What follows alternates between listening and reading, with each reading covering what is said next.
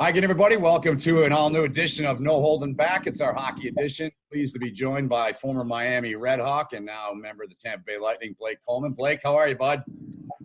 Doing well. How you doing? Thanks for having me on. No problem. Thanks for doing this, man. It's good to catch up with you. It's only been 5 years, so I thought it was time. I need to track you and Corrali down and Zarnik and all the old crew, man, from Oxford back in the day, man. So it's good to see that. I would normally ask what you've been doing, but obviously I'm aware of you and your wife, Jordan, having a baby, Charlie.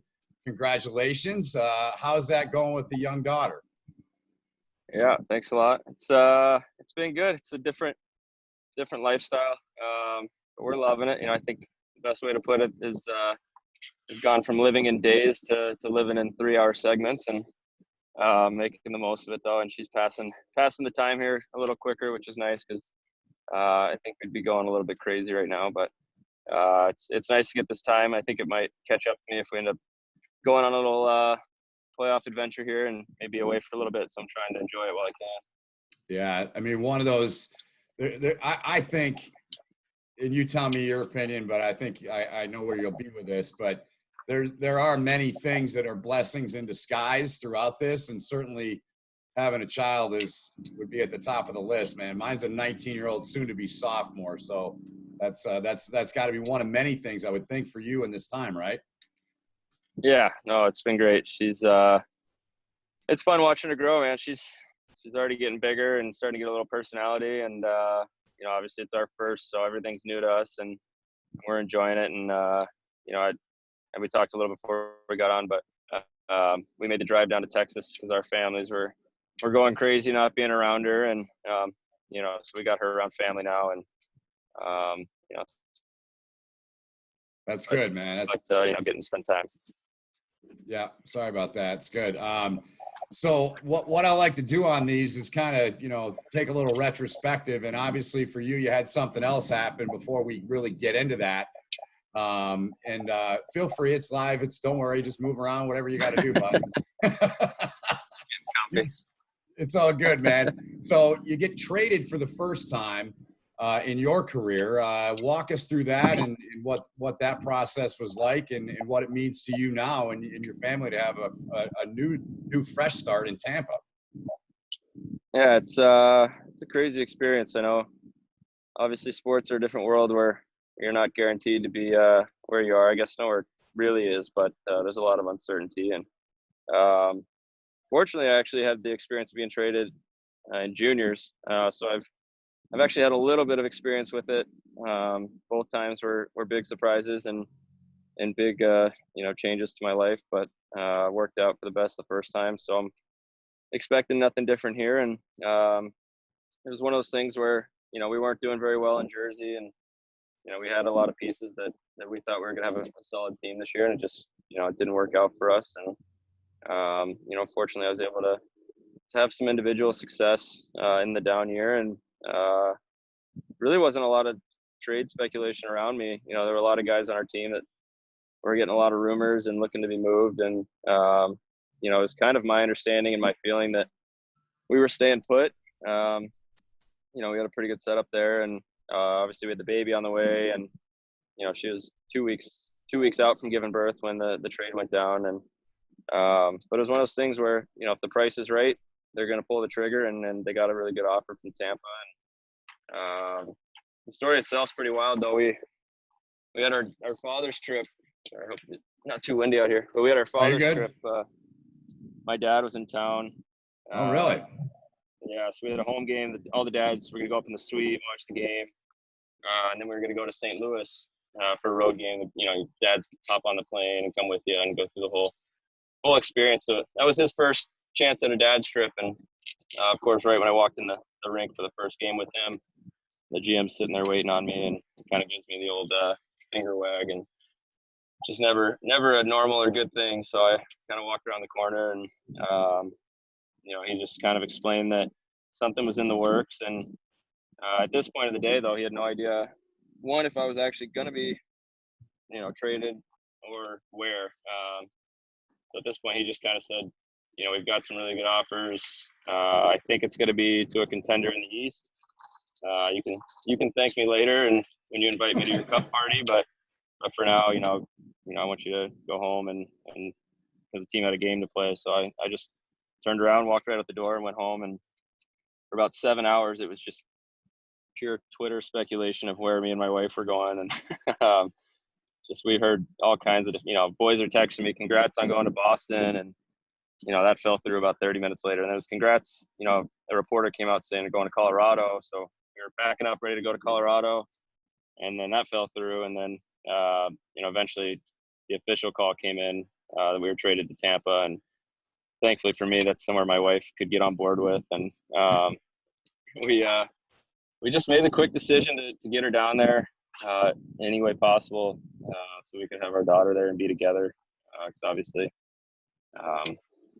after giving birth, you got to wait a certain period to travel and things like that. So it ended up being a huge blessing in disguise, obviously, with how hard New Jersey and New York have been hit with this whole virus thing. And obviously having a newborn around that would have been a little stressful. So it's, everything's for a reason. And we're enjoying the organization there. They've been first class to us and the guys there too. So it's been a whirlwind and it's still not over, but we're enjoying it and we're just trying to enjoy each day with Charlie.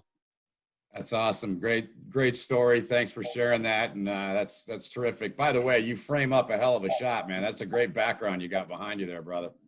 The sky coming down. It couldn't be more I got just up on the dock, just trying to enjoy this this is my fake summer, I guess you can call it.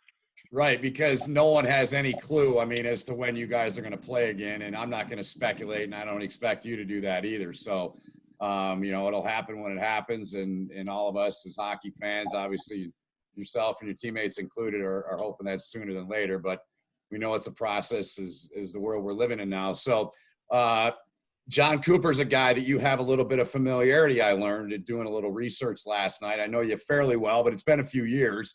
So I had to catch up a little bit. So tell me about when you played against him in the USHL. Yeah, so I played, I mentioned the trade. I was traded to Indiana from Tri-City my first year in the league. And it's one of those things where Indiana and Green Bay, we were kind of the top teams, and we just battled. Indy won it the year before I got there, and Green Bay was kind of on the rise with Coop. And I had Jeff Blashill as my coach. He's obviously the head coach in Detroit now. And he was in Western Michigan there for a bit. And and it was just those two were, they were great coaches. We had good teams. It was just a big rivalry. Coop's teams were just always tough, just real tough teams and hard-nosed, deep, hard to play against teams. And they knocked us out both years in the playoffs, actually. So never got the best of Coop there. And I guess what's the saying? If you can't beat him, join him. And now I got him on my side, and I'm getting to see how he runs his bench. Yeah, and what a team to go to. A team that's been in the mix for, the last, really since he's been there. They've been in the mix, as you know, playing in the East with the Devils for the last 3 years, and a loaded team. Were you a Stamkos fan in your younger years?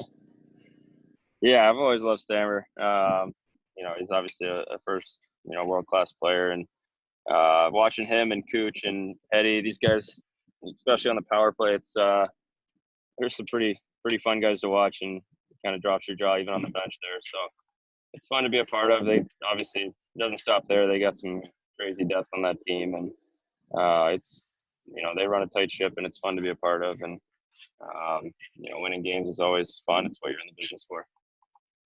Absolutely. Well, you only played in 9 games, right? I had the math right on that. I don't even. Yeah, is that right? Something like that. I think that's what it was. Yeah. So you probably haven't even gotten used to your teammates yet, obviously, and then all this happened. So you'll have some catching up to do once you guys do resume, I presume. Yeah. I got a little fortunate. I got traded right before their rookie party, so I met the boys out in Vegas. Nice. But so I got to know them a little bit there. Yeah.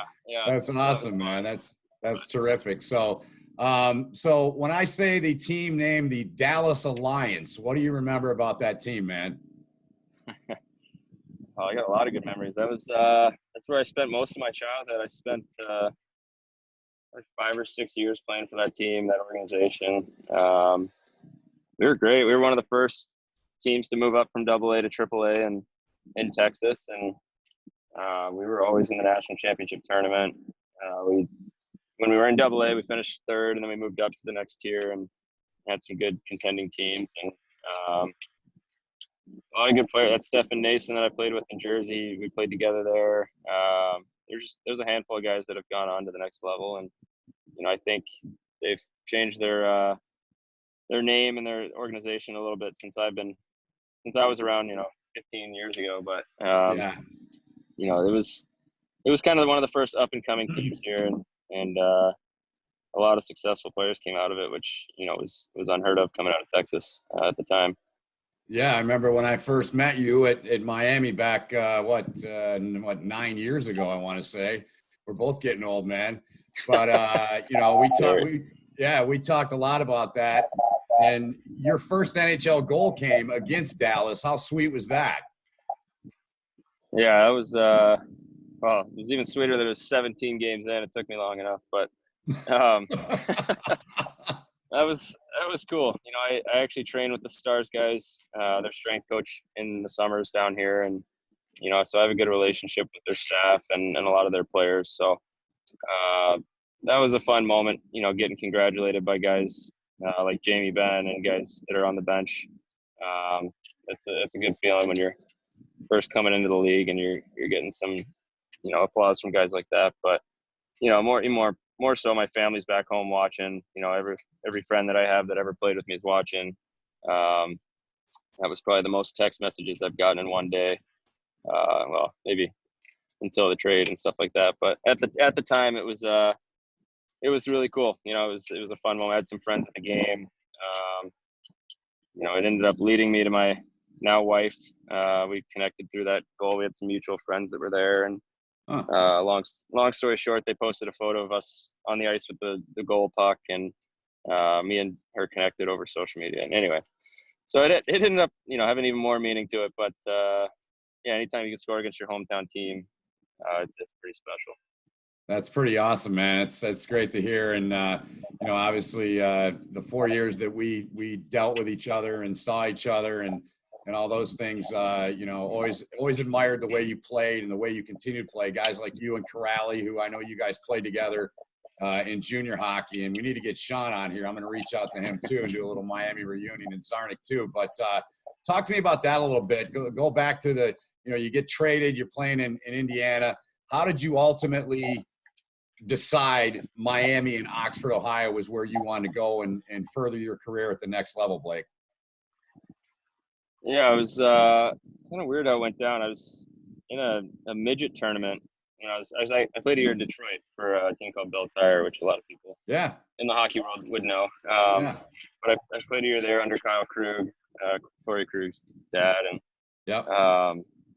we ended up going to a tournament at Miami, and we were 15-ish years old, I guess, and Miami was kind of really starting to turn it around. They just had built the new arena, and they were playing, I think, Nebraska Omaha, and just pounded them, maybe 7-1, and all the fans are giving those sex chants in the stands, and there's tons of girls running around in their mini skirts everywhere, and the business school had just been built, and there was just a ton to like about the school, and I fell in love with it on that trip. I was still a distant, I hadn't had any offers. I was still just, I was a good player, but I wasn't, one of the top guys, and still working my way. So it was just kind of a dream at the time. And fast forward a few years, I end up in Tri-City in the USHL, having a fairly good year. Nothing to, look back at, but good enough. And Miami came out to watch a game, and I think I had about 15 recorded hits that game and scored a goal. And, I was like, I've never played that well since then, I don't think. But it's Chris Bergeron, the head coach now, was actually the guy that recruited me. He was an assistant back then, and he had come out to watch. And, obviously I have a ton of respect for the way he recruited. He built that program and really helped put it on the map there with the guys that he brought in, and saw some value in me for whatever reason that other schools didn't see. And, I was excited about the offer. I had a few others at that point, finally, from some other schools, but it was kind of a no-brainer for me to go to Miami. And obviously my roommate at the time, Cody Murphy, was also committed there already, and we were good friends, so that made it even more appealing. And that was it, man. I was excited to get to campus and start it up, and then, like you said, I ended up playing with some great players there. We had some really good teams. I'll go ahead and say it that we should have won the national championship our senior year, but it's just the way things went down. Didn't work out, but we had a 2.5-hour Zoom call last night with all the boys, so we were reliving it a little bit. Yeah, so that was a lot of fun. Well, I hate to bring this up, but since you kind of went there, so your last game was the game we did, right? Because you didn't play in that game against Providence, right? Yeah, the championship game of the NCHC was my final game. And what I mean, unfortunately, you couldn't play, but take me through that game, man. I watched some of the clips from that a couple nights ago. They were, the league, the NCHC has been doing stuff. You may or may not have seen it, but and one of the moments was that game. You were the outstanding player of the tournament. You had 3, and you scored them in 3. I mean, the one you batted down, I still don't know how the hell you did that. I saw the one you had with the Devils. You were falling down with one hand. It reminded me of that. What do you recall from that game when you guys were playing in the championship in 15? Yeah, we couldn't get over the hump. We made it to the championship game the year before. I had actually missed almost maybe over half of that season with a collarbone injury, and came back. And I think we were the 8th seed, and we upset St. Cloud, went to the finals that year, and just couldn't quite get past Denver. And then our senior year, the next year there, we played Denver in the semifinals this time, and got over that hump. Beat them there, and then we had St. Cloud in the finals, and it's just one of those teams that I just seemed to find my second gear against whenever it was, in St. Cloud at home. There's just always teams that you just seem to score against, and that was one of them. Thankfully, we found them in the finals, and like you said, a couple kind of crazy goals, but they still counted. And unfortunately, got a little too excited with a hit in the slot. Actually, it was a buddy of mine, Joey Raycamp, there, and just caught him up high and got tossed, probably rightfully so. And thankfully, the boys, held on, and we ended up getting the win there, and I got to still come out and celebrate. But not many guys can say they went out with a hat trick, a game ejection, and a championship as their final college game. And did you ever watch that game back? Have you watched it back? Yeah, I've seen it a couple times. I got somebody in Miami made me a little highlight reel of just kind of that game, and they put it together. But it's cool. Yeah, it's obviously a special memory that we all still share, and got to reminisce about last night. We're all still a little sour that things went down the way they did after that, but that game against Providence was one of the best college hockey games I've ever watched. Yeah, that was what I remember. I want to ask you about that, but before we get there, the biggest thing, excuse me, the biggest thing I remember is how well you played, number one. And the second thing I remember was you in the corner. It was unbelievable drama in theater on television, man. You remember being on that ramp, you're in your uniform, our producer's like, we're going to Coleman again. We're showing Coleman, Benny. Talk it up, man. It was unbelievable drama, man. And it was great to see you guys get that one. And the Providence game, that was the play that Louis Belpedio made, right? When he dove, keep the puck out. Yeah. I think we play with, 13 minutes left in the game, and scored three goals with our goalie out. Got up to within one, and then Corrali hit the post with about 30 seconds left, and then they ended up going down and scoring. But obviously Louis had a game-saving dive, and there was I think me and Barber were both out that game. He got hurt in that championship game as well, and we went down to the locker. It was 5 or 6-2, and we went down to the locker, and we're just like, all right, well, what's next for us? And it sucks that this is the way it had to end. And then we kind of turned it on the TV, and we're watching. And then by the second and third goals, we're jumping up and down, hugging each other, and starting to feel like this is going to happen, and we're going to be back and playing. But it was an exciting game. Obviously, a tough way to go out, but fun to be a part of watching. Yeah, as you we'll put a cap kind of on the Miami years. Looking back, I mean, you've obviously talked about some highlights you've had there, but what are some other things that you took away from those 4 years that you spent in Oxford?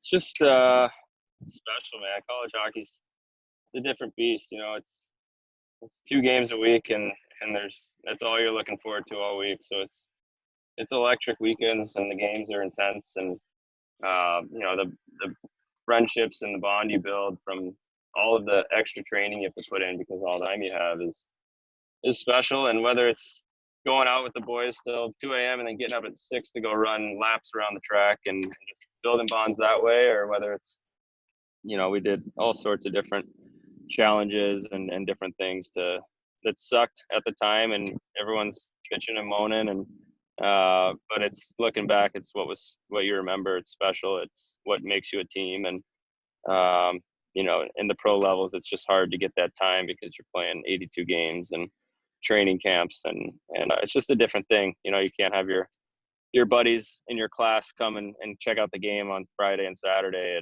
and meet you at the bar after a sweep or whatever. You know, it's a special thing, and it's a lot of good memories. And like I said, being able to hold a Zoom call with your buddies and see their lives now and what they're doing. They're all, you know, successful guys in the real world and doing different things. And, you know, whether it's still playing or in business or coaching or everybody's got their story. And it's certainly a bond that you build forever. And they've reached it at Miami. And, you know, it's why it's such a good school. And that's why guys want to go there.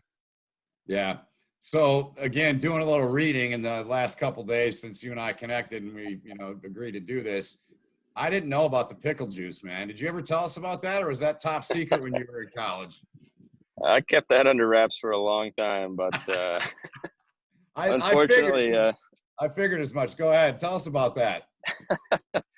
Unfortunately, you can't hide anything these days. Yeah, right. I think it was first game of the season. You know, for those who don't know, I drink it because I've always had an issue with cramping, which I dealt with pretty severely in college as well, and tried it all, man. Salts, Gatorlights, Gatorades, you know, you name it, I've tried it, and just couldn't find something that worked. And then it started in college. We were in Colorado Springs playing the Tigers there, and I want to say Politis or one of the guys had a jar of pickles and was drinking little shots of it and eating the pickles. And I was like, "It's the nastiest thing I've ever seen."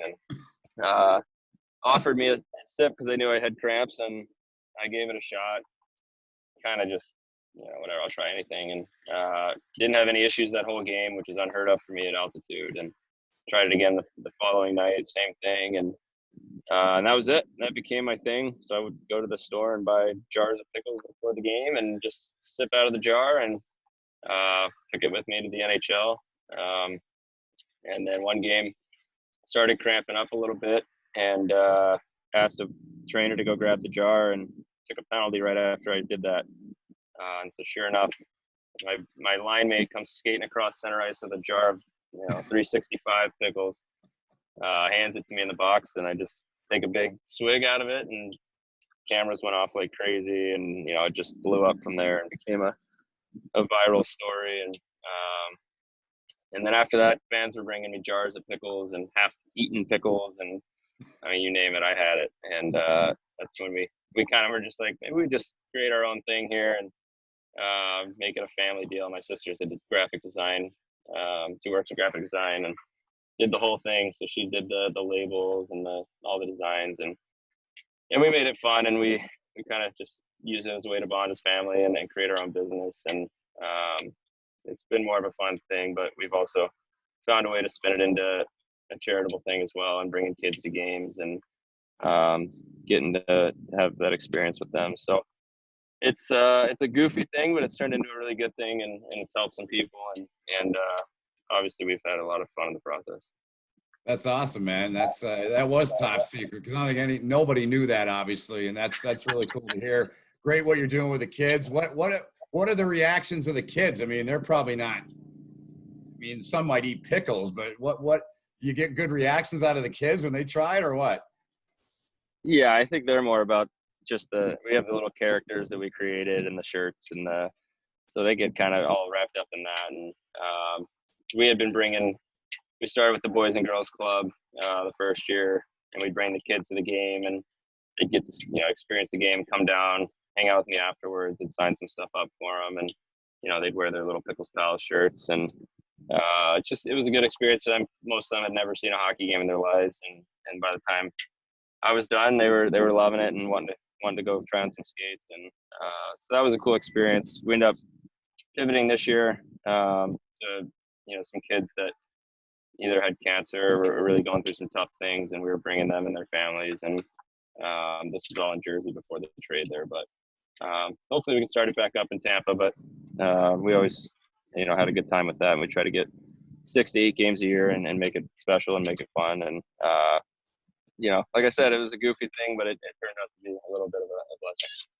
That's awesome. One last thing on it. Medically, how fast is it? Do you notice it in a certain amount of time, or does it take an hour? What is it? How does it work? No, it's it's less than 5 minutes. I'll be cramping. Really? Oh yeah, I'll slug it down and I'm good to go for the next shift pretty much. So I don't know what it is. There's different camps. There's people that say the electrolytes there's just so many in there, but I don't know. There's another camp that thinks it's the taste, and you don't send the signals to your nerves to cramp. That's why people eat mustard packets. I don't know if you've heard of that, but there's all sorts of weird, quirky things. But this has been mine, and I've actually kind of learned to love the taste of pickle juice now. But at first, it was all just for the the benefit. Right. So you get to the American Hockey League, and obviously you went up, like any athlete I've talked to, whatever sport it is, each level is the speed is the biggest thing. Was that the biggest thing once you got to the American League, or were there other things, Blake, that you had to adjust to? Like you said earlier, obviously in college, playing 2 games a week. Yeah, I mean, the speeds, I would say college is almost faster because it's just everybody's just guns out the whole game. Whereas, in the American League, you're still playing 72 to 76 games. And it's more just a battle of attrition. You need to be constantly putting the right things in your body and taking care of yourself. And, you can't get to Saturday night and say, oh, I got a week to get back to, being ready to go. It's 3 in a weekend, and then it's a Tuesday and a Thursday, so it's just doesn't stop. So it's, the guys that are real successful there have found ways to just make a routine and stick to it. And, the game itself is a little bit more structured, but that leap really comes to the, at the NHL level is where the structure really kicks in. But it's a tough league, man. And don't let anybody say it's not, because I played in it for a year and a half, and it's a battle, and maybe it is harder to play in that league than it is the NHL, because you don't have the amenities and the treatment that you're available at that level. But it's a big jump, but it's just your style of play can fit or it can't. Some people thrive in college and then get to the AHL and struggle for whatever reason. And there's guys with opposite stories that maybe didn't put up a ton of points in college, and all of a sudden they get the pros and start scoring. And if you can play with a little bit more structure, that usually tends to favor you. Yeah, you may or may not remember, I was in Lake Erie in the American League for 2 years before you and I met. And David Oliver, who's now an assistant with David Quinn in New York, was our GM. First bus trip we go on, I'm right across from him, second seat behind Quinny. And he kind of kicks my seat and he goes, hey, you're going to find out this is the hardest league in the world to play in. My reaction was this. About a month later, he wakes me up. I'm in a pretzel in both my seats. About 4 a.m., we roll into Rochester. And he goes, remember what I told you, Benny? I said, yeah. So I not as a player, obviously, as a broadcaster, I can relate, my friend. So it is a tough league. It is tough. And it's, there's you guys probably didn't fly at all being where you were. You were all bus, right? Yeah, we were straight bus trips. So we got comfy on there. See, I in hindsight, I wish I would have went to a team in the East, because the travel would have been a lot easier. But we had a pretty good in Cleveland. We had a great owner in Dan Gilbert. So I get that. So with that said, the moment you got called up, man, take me back to that. What stands out? What do you still remember from that when you got that first call up to the Devils? Yeah, it's Gosh, that's probably still the best day in my life. We were at the practice rink in Albany. It's one of those things you never know. Like, there was nothing really going down in the NHL level yet. It was still, I want to say early or mid-January. And, still a month away from the deadline. They were struggling a little bit, but showed up at the rink and just business as usual. Started going through our stretches, and then they came and pulled me away from the stretch and went into the coach's office. And it's Rick Kowalski at the time, who's now an assistant with New Jersey, but pulled me in, and he's an awesome guy, great coach, good friend. So he made it a special moment. He always does for guys, and just kind of explained. It's like, hey, you want to go play in the NHL and see what it's all about, or what? And I'm just like, what do you mean? He's like, you're going. He's like, they're going to Western Canada. The plane leaves in 2 hours, and you need to be on it. And I was like, what? A 2-hour drive? He's like, get going. So that was it, man. I hopped in the car, called my parents. Obviously, an emotional call. Just the reaction, their voices, I'll never forget it. How excited and happy, and just, the way they felt. And that's what it's all about, being able to share that moment with them. And because it takes a village to get there. So it was a special day. I ended up getting to the plane just in time. All the boys waiting on me, just razzing me for being so late. But hop on the plane. Turns out there's a dent in the nose cone, whatever that meant. Sat on the tarmac for 4 hours before we went anywhere. Boys losing their mind. Just, this is the worst. Like, F this, F that. Let's go. Let's just go home. I'm sitting there. This is great. We got food on here. We got drinks. This is awesome. I don't care. I'll sit here all day. No bus. You're on a plane. I get it. Where'd you go? Where were you guys headed? Where'd you start the trip on that embarkment? Yeah, so that was the kickers. We were going to Edmonton. It's about a 5-hour flight on top of that. So it was about a 9-hour plane day. So I got real familiar with how the plane works. And but I was just so happy to be there. It didn't matter. And of course, now I think if that happened, I'd be right there with the rest of the crew complaining. But it was special. I played my first game there in Edmonton. My dad was able to fly out and meet me there, and then my mom and sister met me in Calgary on the second leg there, and then third game was Vancouver. Scored the game-winning goal with about 2 minutes left in the game in Van. Third game, and then Vancouver challenges it. Taylor Hall had taken himself off sides, just him, 45 seconds earlier. It's still relevant to the play, but it's that new rule had just been implemented, and I was like, how it goes. And then Halsey scores the game winner in OT, and she couldn't write that script any better. But it was cool. It was a great experience. I was up for 5 games that whole trip, and then 1 home game. And then they dealt some guys at the deadline and called up, and was there ever since. And you've been an NHL guy ever since. That's awesome, man. Excuse me. I love hearing those stories, man. It's one of the things I really enjoyed in this time, that we're all in, is reconnecting with people like yourself and coaches and, players in different sports that I've gotten to know over the years. And it's so cool to hear that, man, and listen to you talk about it. I can feel it coming through the camera, man. It's awesome. And knowing you, the way you played. You mentioned St. Cloud earlier. I want to say it was your junior year when you had the collarbone, right? Yep. I think you came back in that. We did that game, and we weren't sure if you were playing. And our producer at the time, Andy Costco, who's been directing the Penguins for, I want to say Potts has been doing that for 5 years. He goes, we're going with Coleman. He always plays well when we're here. And I think you scored twice in that game. What do you remember? Do you remember that or not? Or what do you recall from it? Yeah, that's another one that sticks out. Another just very emotional game for me. I'd been out for 11 weeks with a collarbone rehabbing, and basically it's one of those things where it was 50-50 going into the weekend.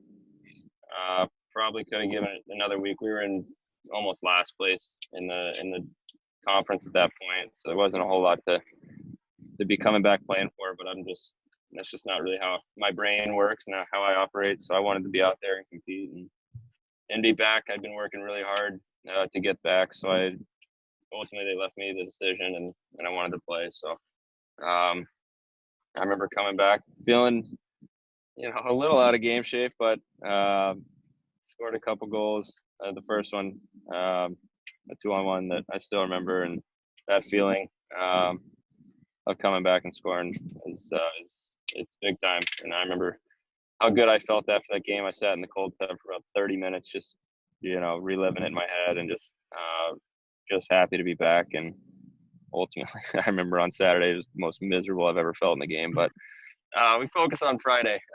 Yep. That was Game at a time, right? Yeah, exactly. So we Yep. we won that first game 4-2, I think it was, and that was a big time moment for me. And then we ended up winning some games after that, and playing pretty well down the stretch. Like I said, we made it the conference final, but yeah, that game definitely sticks out in my career. Yeah, that's one I always remember too, man. I'm like, you sure, Potts? He's like, trust me, he's gonna have a big game. Not that I was doubting you, but I'm like, we don't even know if he's playing. But most of us that knew you, we knew you well enough at that point. Like you said, it's your mind. You want to get out there. You want to play. You're such a competitor, and that's obviously part of the reason why you're at where you're at now in your young NHL career. If I may, some of the guys that you've you played against in the time you've been in the league, who are some defensemen that you either like or hate going against? Gosh, there's so many good D. Obviously he's on my team now, but I've always hated playing against Victor Hedman. He's one of those guys who's seems like you're 10 feet past him, and he's still got the reach to get you, and he's just strong and he's a smooth skater. I tend to enjoy playing against the more skilled guys because I play a little bit more hard-nosed of games. So that's kind of in my wheelhouse. It's more the Shea Webbers and the guys with big bombs that I have to stand in front of on the penalty kill that I don't exactly enjoy. But the Drew Doughties, the Shea Webbers, the guys that are in your face and can bring some heat. I enjoy the I guess Big Buff's not in the league anymore, but he was one that would stand out. I probably tried to run that guy 50 times, and I knocked him down once, and I think it was because I accidentally kicked his heels out. So just one of those guys that he feels like you're running into a brick house, but he was a good player. Yeah. You've obviously talked about a lot of your memories, the call up, the first goal, the goal that you thought you scored in the game in Vancouver and things like that. How about some of the buildings you played in? What are some spots you really like to play in the league? Oh, best spots to play in. A lot of fun ones. Nashville is a lot of fun. Chicago. Chicago's fun because every game's like 7-6, and it's just a madhouse there. But let's see. Dallas is an obvious one for me, just hometown. Yep. Although I've played horrendously there every time I've played in Dallas. I got the flu this year, so that was a great time. So I'm still waiting for my heyday in Dallas, but gosh, there's a lot of fun ones. Toronto, all the Canadian. The intro in Montreal is unbeatable. Nobody has a better intro to a game than Montreal. You know what? Vegas is actually probably top 3 for me. That's their production. It feels like you're in Omnia Club when you're warming up there. It's like I've never heard anything like it, and the fans embrace it there, and it's crazy. So Vegas is definitely up there. And then the home ranks, staying at home is always scoring at home, everything at home, fighting at home, scoring at home. It's always a little bit more fun and a lot more adrenaline behind it. Absolutely. You mentioned Chris Bergeron earlier, and he was large in recruiting you. I'll say this: I never played obviously in college, but I've done a lot of conference calls with Berge, and every time I get done, Blake, I want to put a uniform on and play. In my mediocre high school career, I want to go back. But anyway, more importantly, with him at the helm now, what do you think he brings to Miami hockey now that he's the head coach after replacing Rico? Rico was there for 20 years. It was odd for all of us this year to not see him on the bench. But it's the way the business goes. We know that. But what are your thoughts on Burge moving forward with your alma mater? Yeah, I just, I know Burge mostly from the recruiting and just as on a friend level now. But from my understanding of Burge is that he gets it, man. He gets how to build a team that wins. He understands the value of having roles and having guys, embrace their roles. And I wasn't recruited to come in and score 20 goals a year.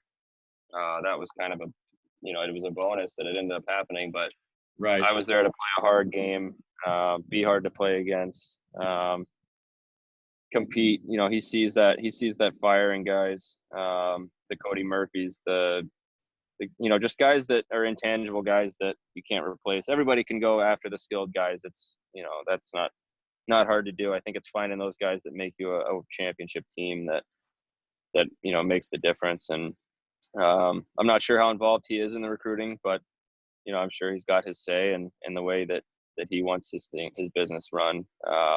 Is a you saw him at Bowling Green. He turned that program around. Even when I was at Miami, they were hell to play against, and that's typically a reflection of the coach. And I will say the other side that I've seen of him, and I know talking to guys that played for him as an assistant at Miami, is he also gets the grind. He gets he gets that you need the fun time and the time to bond as a team off the ice, away from the rink. So I think he understands the play side, and you need that side to just turn the mind off and get that part of it. But then he also demands, a high attention level and high attention to detail when you're at the rink. So he understands the balance. And I think that's an important thing that some coaches miss. Is just they're so focused on showing up and working so hard every day, and they just they don't want to give that side away from the rink. It's actually funny. I was watching that Michael Jordan documentary. Yeah. Recently, and they have that Dennis Rodman piece, and they just Bill Jackson same way. He's like, Dennis was that guy. He needed to get away. He needed to just let loose and cut loose, and they let him do it. And once they finally got him back, he works his ass off, and he's leading the way. He's a dog and he's balling out. So it's one of those things where he really gets that side of it, and I think that's why he's going to be very successful at Miami.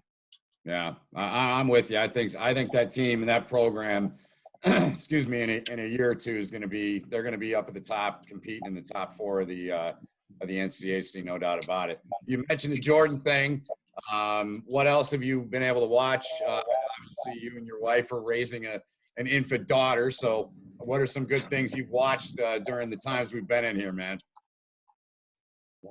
Moana and Zootopia and. No, we've been we try to get on Netflix. It's usually half a show and fall asleep, but we tried the Tiger King thing. Just was all the rage for a while. Ozark.